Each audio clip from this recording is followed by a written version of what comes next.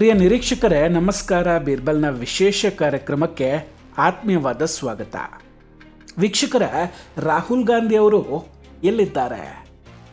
ಯಾರ ಕಣ್ಣಿಗೂ ಬೀಳದೆ, ಮಾಧ್ಯಮದ ಮುಂದೆ ಕೂಡ ಕಾಣಿಸ್ಕೊಳ್ಳದೆ, ಯಾವುದೇ ಹೇಳಿಕೆಯನ್ನು ಕೂಡ ಕೊಡದೆ ಏನು ಮಾಡ್ತಿದ್ದಾರೆ ರಾಹುಲ್ ಗಾಂಧಿ ಅವರು? ಸೋನಿಯಾ ಗಾಂಧಿ ಅವರು ರಾಹುಲ್ ಗಾಂಧಿ ಅವರಿಗೆ ಒಂದು ಕರೆ ಮಾಡಿ ಮುಖ ತೋರಿಸ್ಬೇಡ ಅಂದ್ಬಿಟ್ರಂತೆ. ನಿಜಕ್ಕೂ ಇದು ನಡೆದಿದ್ಯಾ?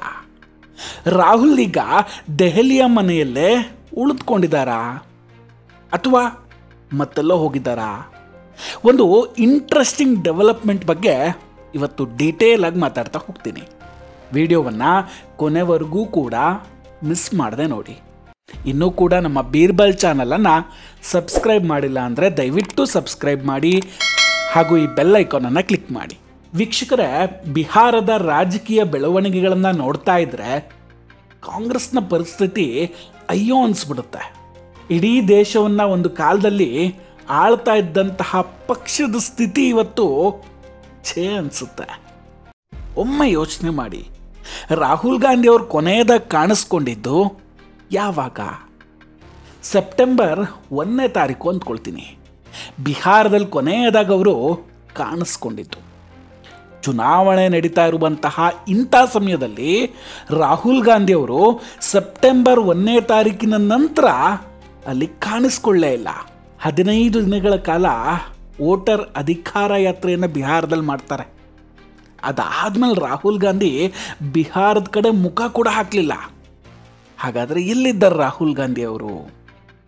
ನಾನು ಇಲ್ಲಿಂದಲೇ ಪ್ರಧಾನಿ ಮೋದಿ ಅವರನ್ನು ಸೋಲಿಸೋದಕ್ಕೆ ರಣಕಹಳೆಯನ್ನು ಒತ್ತೀನಿ ಅಂತ ಹೊರಟಂತಹ ರಾಹುಲ್ ಗಾಂಧಿ ಏನಾದರೂ ಯಾಕೆ ಕಾಣಿಸ್ಕೊಳ್ತಿಲ್ಲ? ವೀಕ್ಷಕರೇ, ರಾಹುಲ್ ಗಾಂಧಿ ಅವರಿಗೆ ಸೋನಿಯಾ ಗಾಂಧಿ ಕಡೆಯಿಂದ ಇತ್ತೀಚೆಗೆ ಒಂದು ಕರೆ ಹೋಗುತ್ತೆ.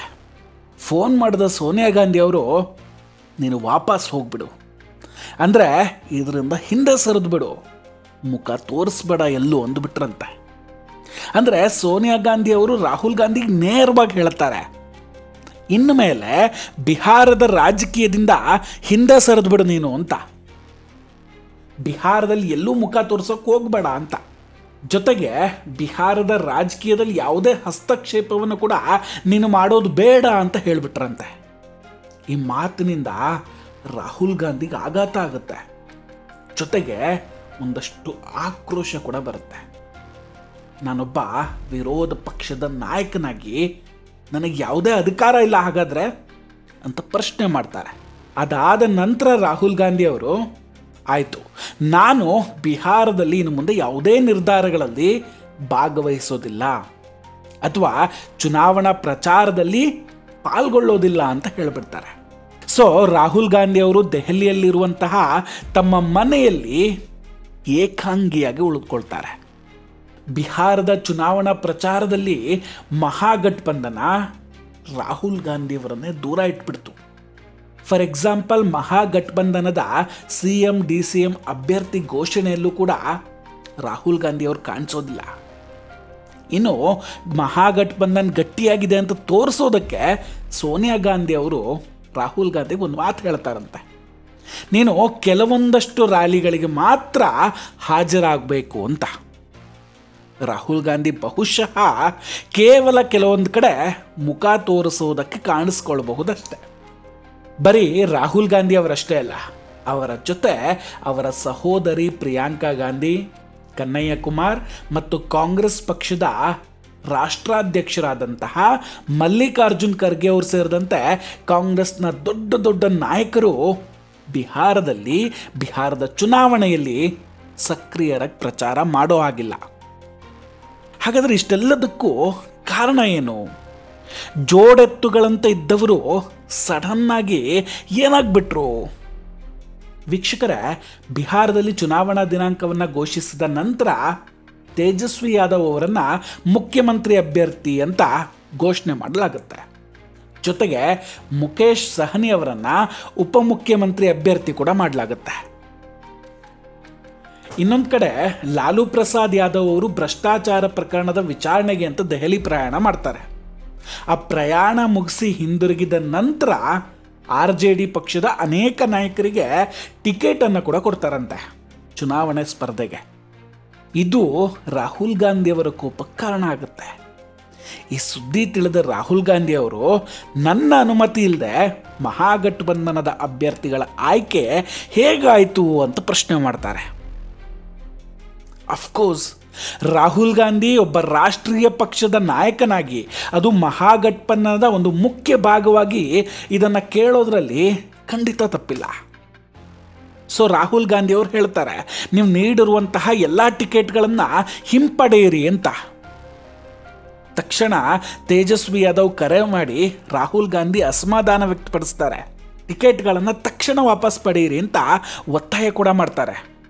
ಆದರೆ ತೇಜಸ್ವಿ ಯಾದವ್ ಮಾತ್ರ ಅದಕ್ಕೆ ಒಪ್ಕೊಳ್ಳೋದಿಲ್ಲ. ಆಗ ಲಾಲೂ ಪ್ರಸಾದ್ ಯಾದವ್ ಮಧ್ಯಪ್ರವೇಶ ಮಾಡಬೇಕಾಗುತ್ತೆ. ಲಾಲೂ ಪ್ರಸಾದ್ ಯಾದವ್ ಆಗೊಂದು ಮಾತು ಹೇಳ್ತಾರೆ ರಾಹುಲ್ ಗಾಂಧಿಗೆ, ಕಲ್ಕೋ ಆಯಾ ಹುವಾ ಲಡ್ಕ ಅಂತ. ಅಂದರೆ ರಾಜಕೀಯದಲ್ಲಿ ನಿನ್ನೆ ಮೊನ್ನೆ ಬಂದ ಹುಡುಗ ನೀನು ಅಂತ. ಲಾಲೂ ಪ್ರಸಾದ್ ಯಾದವ್ ಸಿಟ್ಟಿನಲ್ಲಿ ನಂತರ ಸೋನಿಯಾ ಗಾಂಧಿ ಅವರಿಗೆ ಕರೆ ಮಾಡಿ ಎಚ್ಚರಿಕೆಯನ್ನು ಕೊಡ್ತಾರೆ. ನಿಮ್ಮ ಮಗನಿಗೆ ಬಿಹಾರದ ರಾಜಕೀಯದಲ್ಲಿ ಹಸ್ತಕ್ಷೇಪ ಮಾಡದೇ ಇರೋದಕ್ಕೆ ಹೇಳಿ ಅಂತ. ಬಿಹಾರದಲ್ಲಿ ಕಾಂಗ್ರೆಸ್ ಪಕ್ಷಕ್ಕೆ ಏನಾದರೂ ಸಿಗಬೇಕಾದ್ರೆ ಅದು ಕೇವಲ RJDಯ ಕೃಪೆಯಿಂದ ಮತ್ತು ದಯೆಯಿಂದ ಮಾತ್ರ ಸಿಗಬೇಕು ಅಂತ ವಾರ್ನಿಂಗ್ ನೀಡ್ತಾರೆ. ರಾಹುಲ್ ಗಾಂಧಿ ಹೀಗೆ ಮನಸ್ಸಿಗೆ ಬಂದಂಗೆ ಆಡ್ತಾ ಇದ್ರೆ ಅವರನ್ನು ವಿಪಕ್ಷ ನಾಯಕತ್ವದಿಂದ ತೆಗೆಯೋದು ದೊಡ್ಡದಲ್ಲ ಅಂದ್ಬಿಟ್ರಂತೆ.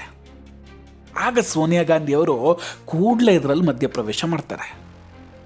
ನಂತರವೇ ರಾಹುಲ್ ಗಾಂಧಿ ಕಾಲ್ ಮಾಡಿ ಬಿಹಾರದ ಚುನಾವಣೆಯಿಂದ ಸಂಪೂರ್ಣವಾಗಿ ನೀನು ಹಿಂದೆ ಸರಿದು ಬಿಡು ಅಂತ ಹೇಳೋದು. ವೀಕ್ಷಕರೇ, ಇದೆಲ್ಲ ನೋಡ್ತಾ ಇದ್ರೆ ಇದೆಲ್ಲ ಕೇವಲ ಬಿಹಾರಕ್ಕಷ್ಟೇ ಸೀಮಿತ ಆಗಬಹುದು ಅಂತ ಅನ್ನಿಸ್ತಾ ಇದೆಯಾ? ಇದನ್ನೆಲ್ಲ ನೋಡ್ತಾ ಇದ್ರೆ ಉತ್ತರ ಪ್ರದೇಶದ 2027 ವಿಧಾನಸಭಾ ಚುನಾವಣೆ ನೆನಪಾಗ್ತಾ ಇಲ್ವೇ? ಅವತ್ತು ಕೂಡ ಇದೇ ಸ್ಥಿತಿ ರಾಹುಲ್ ಗಾಂಧಿಯವರಿಗೆ ಬರದೇ ಇರುತ್ತಾ? ಹಾಗಾದರೆ ಇವತ್ತು ಹೇಗೆ ಲಾಲೂ ಪ್ರಸಾದ್ ಯಾದವ್ ಹೇಳಿದ್ರು ಹಾಗೆ ನಾಳೆ ದಿನ ಅಖಿಲೇಶ್ ಯಾದವ್ ಹೇಳೋದಿಲ್ಲ ಅನ್ನೋದಕ್ಕೇನು ಗ್ಯಾರಂಟಿ? ನೀವು ಉತ್ತರ ಪ್ರದೇಶಕ್ಕೆ ಕಾಲಿಡಬೇಡಿ, ನಾವೇ ನೋಡ್ಕೊತೀವಿ ಅಂದರೆ ಅಚ್ಚರಿ ಏನಿದೆ ಅದರಲ್ಲಿ? ಒಟ್ಟಿನಲ್ಲಿ ಕಾಂಗ್ರೆಸ್ ಪಕ್ಷದ ಸ್ಥಿತಿ ಇವತ್ತು ಅಯ್ಯೋ ಅನ್ನಿಸ್ತಾ ಇದೆ. ಎಸ್ಪೆಷಲಿ ರಾಹುಲ್ ಗಾಂಧಿ, ಪಾಪ ರಾಹುಲ್ ಗಾಂಧಿ. ವೀಕ್ಷಕರೇ, ನಿಮಗೇನನ್ಸುತ್ತೆ? ದಯವಿಟ್ಟು ಕಮೆಂಟ್ ಮಾಡಿ ತಿಳಿಸಿ. ನಾವು ಕೊಟ್ಟಂತಹ ಮಾಹಿತಿಗಳು ನಿಮಗೆ ಇಷ್ಟ ಆಗಿದ್ದರೆ ದಯವಿಟ್ಟು ವಿಡಿಯೋವನ್ನು ಲೈಕ್ ಮಾಡಿ ಹಾಗೂ ಶೇರ್ ಮಾಡಿ. ಇನ್ನೂ ಕೂಡ ನಮ್ಮ ಬೀರ್ಬಲ್ ಚಾನಲನ್ನು ಸಬ್ಸ್ಕ್ರೈಬ್ ಮಾಡಿಲ್ಲ ಅಂದರೆ ದಯವಿಟ್ಟು ಸಬ್ಸ್ಕ್ರೈಬ್ ಮಾಡಿ ಹಾಗೂ ಬೆಲ್ ಐಕಾನನ್ನು ಕ್ಲಿಕ್ ಮಾಡಿ. ನಮಸ್ಕಾರ, ಟೇಕ್ ಕೇರ್ ಆ್ಯಂಡ್ ಬಾಯ್ ಬಾಯ್. ಮತ್ತೆ ಭೇಟಿಯಾಗೋಣ. ಜೈ ಹಿಂದ್.